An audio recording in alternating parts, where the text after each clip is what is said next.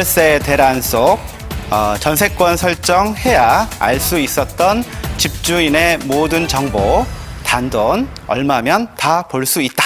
단돈 얼마일까요? 단돈. 네. 네. 그러니까 아까 전세권 설정하려면 수십만 원이 있어야지 그 정보들이 다 보였었던 거죠. 네. 근데 단돈 얼마, 아주 적은 돈으로 그걸 다 확인할 수 있는 방법. 자, 근데 이게 너무 맨땅에 헤딩 같으니까 이렇게 물어봅니다. 뭐 해서 뭐가 보인다고 그러는데 네. 그러면 전세권 설정을 해요.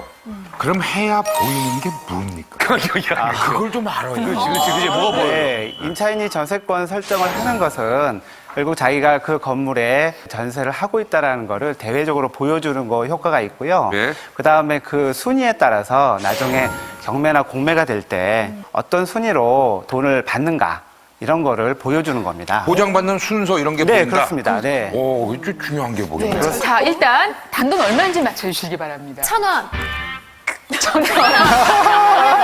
또 시작됐어요. 1,000원이면 7대 3이니까 700원이면 받을 수 있다. 700원. 단돈이라는 게 지금 이게 키워드거든요. 그러면 사실 이제 돈의 값어치의 시작점입니다. 단돈 100원. 100원 갑니다. 100원. 거저는 아니고 예, 100원은 거저는 내야 아니에요. 이게 한다. 성의는 좀 보이는 거죠. 아니야, 이게 금액이 중요한 게 아니고 이게 말하자면 권리 해석이거든요. 누구 순위가 더 빠른가의 문제이기 때문에 이건 이제 정보, 고급 정보에 해당하니까 3,300원 정도는. 왜 3,300원? 좀 구체적으로 설명해 진짜 많이 쓰셨다. 제가 뭐 하는 말에 뭐 그렇게 근거 있는 얘기는 별로 없습니다. 네, 정답 공개하겠습니다. 네. 전월세 대란 속 전세권 설정해야 알 수 있었던 집주인의 모든 정보, 단돈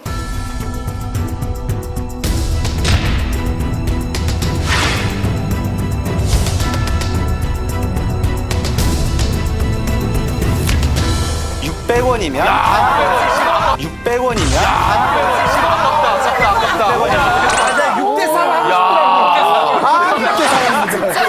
예. 600원이 적은 가치가 아니네요. 저걸 다 알아볼 수 있는 돈이니까요. 네, 예. 실제 사례를 한번 말씀을 드리겠습니다. 어떤 남자가 이제 자기 집을 하나 구하려고 집을 찾다가 13명의 가구가 들어가는 다가구 주택을 이제 알게 됐습니다. 그런데 이제 등기부를 떠보니까 대출이 한 2억 3천 정도 있어요. 네네네. 근데 이제 보증금 7천만 원이었어요. 좀 저렴하고 이래서 등기부 등본도 확인했고 그래서 그 집을 계약하기로 했습니다. 그래서 이제 별일 없을 거라고 생각을 했는데 몇 달 후에 법원에서 경매가 들어갔다라는 편지가 왔습니다. 네. 근데 알고 보니까 자기가 받을 게 하나도 없다고. 이 문제가 된 것들은 바로 등기부상에 보이지 않은 것들 때문에 그렇게 된 것입니다. 아니 근데 보통 등기부 등본이 다 말해주는 줄을 저는 그렇죠. 알고 있었거든요. 아니 도대체 어떤 것들이 이 불안해요? 뭐 어떤 네. 게 있는 거예요? 앞에서 말씀드린 것처럼 이 집이 13가구나 들어가는 집이기 때문에 임차인들에 대한 정보는 공개가 되지 않습니다. 그래서 임차인. 그 세입자들의 그 보증금이나 확정일자를 이 사람은 알 수가 없었던 거죠. 등기부만 보면 근저당권이나 전세권 같은 경우가 나오지만 이런 확정일자도 그 근저당권하고 사실 똑같습니다. 효력이 우선 변제 받을 수 있는 게 똑같은데 이거는 뭐 보여지지 않기 때문에 그거를 놓치고 들어갔다가 결국 경매가 돼서 자기는 그 사람들보다 순위가 밀려서 돈을 한 푼도 못 받게 된 거죠. 네. 그럼 이런 일이 엄청 많다는 얘기인가요? 예, 이런 일 많이 있습니다. 그래서 이런 거를 확인할 수 있는 제도가 생겼습니다. 예. 그리고 이 제도를 이용하는데 600원이면 됩니다. 예, 방법은 간단합니다. 일단 동사무소에 가서 내가 살고 있는 집의 주소를 얘기하고 신청서를 작성합니다. 그러면서 이제 지급할 때 돈을 600원 내면 이 동사무소에서 그 정보를 줍니다. 간단히 말씀을 드리면 꽃꽂이가 궁금하면 500원이잖아요.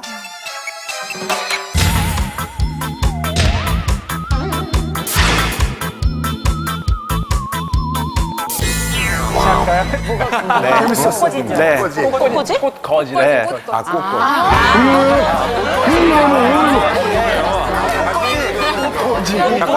그게 아니고 꽃가지가 궁금하면 얼마? 500원 이래 되는데. 그게 아니야. 자, 한 번 더 해보실까요? 요런 500원 이렇게 해야지. 네. 꽃꽂이가 궁금해요? 그러면 500원. 그렇죠. 그리고 인차인 정보가 궁금하면 600원. 아, 네네. 네. 저기 지금 명랑 판사에서 명랑 변호사로 변신 중이세요. 지금 변태 중입니다. 변태 중. 네, 지금. 네. 아주 잘 해내셨습니다. 예. 그러면 이전에 살고 있던 세입자 정보를 다 알 수 있다는 거예요? 예, 그게 조금은 좀 단점인데요. 이런 문제점이 있어서 올해 1월부터 이 제도가 시행이 됐습니다. 그래서 올해 1월부터 전세 계약을 하시는 분들에 한해서 정보가 일단은 전산화가 됩니다. 그 집주인 세입자의 이름이라든가 기간, 그 다음에 보증금, 월세, 확정일자를 부여한 날 이런 것들이 모두 기록되게 돼 있습니다. 그러니까 지금 그 말씀은 이제 제가 아파트를 갖고 있는데 거기에 대한 모든 내용이 제가 다른 데도 갖고 있어요. 네. 그런 정보가 다 나오냐 이거죠. 아, 그렇습니다. 그러니까 만약 집을 여러 채 갖고 있다 그러면 갖고 싶다.